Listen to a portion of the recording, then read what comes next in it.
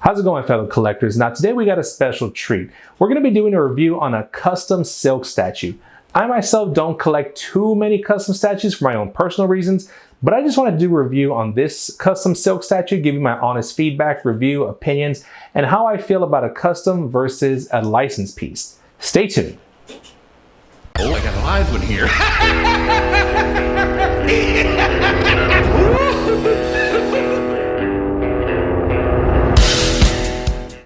All right, guys, so here is Silk Custom Statue.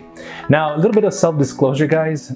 This statue will always be displayed in my display room. Reason being, I got her when I first started collecting statues, guys. Me being the idiot that I am, I threw away the box. I just saw the box, didn't feel like I had any need for it. I was just like, what the heck, I'm not gonna package this thing up. Like, it's gonna stay out, I'll just move it around. Throw away the box. So she does not have a box for me to ever put her away. Little did I know that the collection will go the way it has, but it has, so she will always be on display.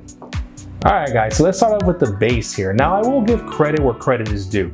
This base is very original, very creative, and yes, I do like the concept of the base, but for me, what kills it is the quality of the base. Now, there's a lot of pieces with this base, but putting it together, it's really, I guess if you want to say, fragile. At any moment, if you position it the wrong way, and I'm not gonna do it right now, but it could kind of collapse on itself. It's kind of like a puzzle, a jigsaw puzzle in a way, guys, where one part is supporting the other, and if that's not put in correctly, then the other part will fall over. It's just stuff like that, okay? So when I'm handling the statue, guys, I'm very, very careful about it. I don't know about the engineering about how it was conceived, but I really don't like how it was. But again, let me give you an example. So this part right here, okay, just like that. It's not a magnet. No, it's not. It's just a snug fit, guys. And I had a very hard time figuring this little piece out.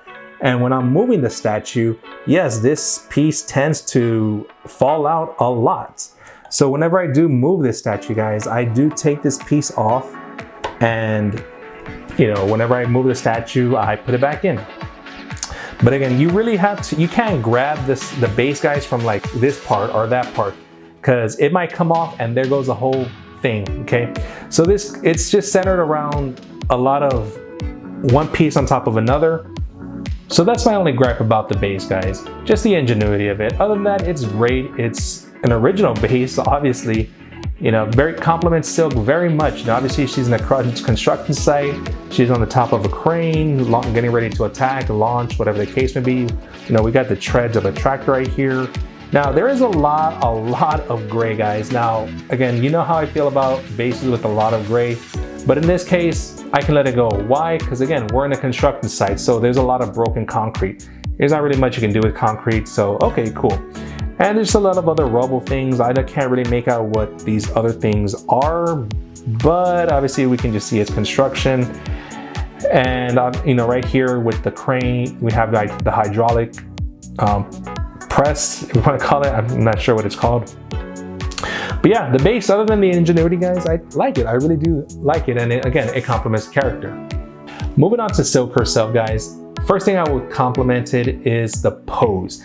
I absolutely love this pose. Her body is contorted, it's twisted, and with anybody with Spider-Man characters, you can absolutely do this, okay? But despite all that, guys, off the top of my head, I can't think of any other statue that wore the poses like this, okay? Again, her body's just twisted, contorted, and you can tell she's in action. She's ready to go, shooting her web, and she's about to launch off the crane here, okay? Her outfit, guys, I really love the outfit because it's very reminiscent of the actual Spider-Man suit in the Spider-Man movies. It just has that same kind of texture here. Now, the color in the black here, it's all the same color. There's no shadows, there's no shadings, but that texture creates its own shadows and textures, shadings, etc., whatnot. And the silver in her outfit, guys, what I really like about what they did with this, guys, unlike other silk statues that I've seen, it's texture too. It's the black's textured, the silver's textured, and this is one thing I really love, especially with the detail. All the webbing right here in her outfit, guys. Okay, all this webbing, it's actually carved in there. Which I think is a very high attention to detail, and I absolutely love it. and her silk emblem right in the middle. Okay. Another gripe I have about this statue though, guys, the seam lines on her arms, they are obvious. They're there, but from a distance you can't really notice. The main reason is because black on black, so it's able to hide it pretty well, guys. Okay, and you know, her fingertips, obviously, you know, to her middle finger and her index finger, they're red. Really love that attention to detail. And right here, obviously, she's shooting her web. All right, moving on to the portrait, guys. So we have two portraits here. We have a masked and unmasked. Okay, now honestly, I could go with either way. You know, I love how Silk looks either way with the mask or unmasked. And this is her portrait unmasked. You can see her face, very pretty, you know, very easy to the eyes, you know, or the other one. I mean, and they're exactly the same, guys. You know, when comparing them, let me see. They look exactly the same, honestly, just one that has the mask down and one doesn't have the mask. And let me switch them out right now just to show you. There's a mask portrait.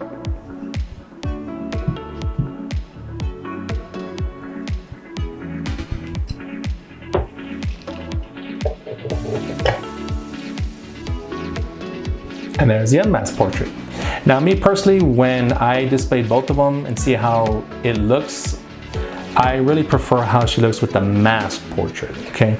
I don't know what it is, you know, like when I actually take the portrait off, guys, and I look at them, I can go either way, but I just think after actually seeing them on her, I will go with the masked portrait. Okay, and her hair is flowing, you know, very dark hair, you know, you do see shades of brown. And that's a cool thing I like about Silk, guys, that she doesn't wear a full head mask to cover her entire head. She just wears a bandana over her face where you can still see her eyes and her hair is flowing, etc., etc. Okay. But yeah, overall, guys, you know, I absolutely love this statue. You know, I did buy it aftermarket, so I'm pretty sure I did pay a little bit more than what it was actually originally going for. But I'm fine with that. With this statue, I'm fine with that because when I saw it, I knew, like, yeah, I gotta have that statue. I mean, just look at it, guys. Overall, it is awesome. It's badass. And I'm not trying to be biased by any means, but I honestly feel this is the best Silk statue out there today. Okay. But anyway, guys, you know, that's my opinion on Silk here. Let me know what you think. If you feel there's another Silk statue better than this one, absolutely let me know. You know, like I said before, I'm all about collecting multiple statues of the same character. Okay. But hope you like this video, guys. You know, comment, share, subscribe if you haven't. Leave your opinion, leave your thoughts, leave all your comments. I will answer to all of them, okay? But like always, as I always say, always collect what makes you happy, guys. Thanks for watching.